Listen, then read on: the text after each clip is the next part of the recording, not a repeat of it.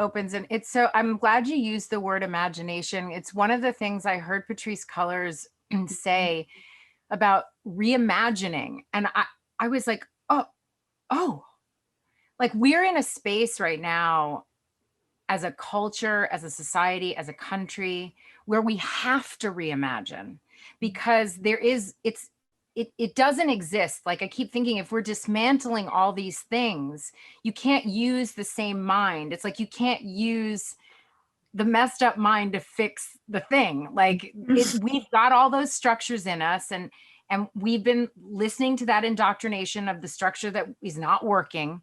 So we have to use our imagination in these moments to start to dream of something new. And I like to imagine like my body gets to anchor that imagination, right? Like the tree trunks and then the roots, you know, and really letting my body settle in. I like to wander, ponder, and be, which I find Instagram and so much of what our culture offers that's so fun, just zoning out to TV, like doesn't allow, because it just takes you somewhere else instead of letting you like get found by something, you know?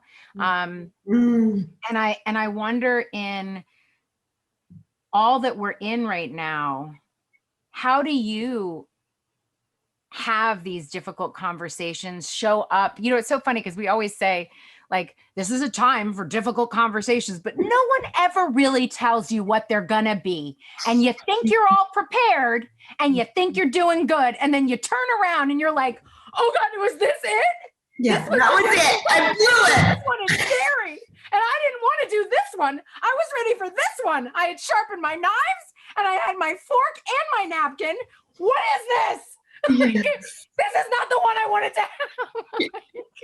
That's so it. Right? That is so it. And then on the way home, you think of all the things you could have said. Yeah. Yeah, like how do you hold and make space, particularly because, you know, I don't know about you, but it feels like for me, we have this similar thing where, and if it's not, I hate when people do that. And then in your head, you're like, no, we're not alike in that way. But, but I feel like the truth of who I am personally is the truth of who I am professionally. Like that, I bring that same person, my same intentions, my same person, the same whole self goes into all of these aspects. And it's not that I don't have boundaries between my private and my, you know, what's sacred and all that, but there's all these things. So how do you create that safe space for yourself so that in your professional and public self and private self, you are, ooh, I hear little people. Excuse me, little dogs. They're the same for me. Little babies. So how do you choose where you send your energy and your heart? And how do you show up for these tangled and sticky and sharp conversations that go along with taking those kinds of risks?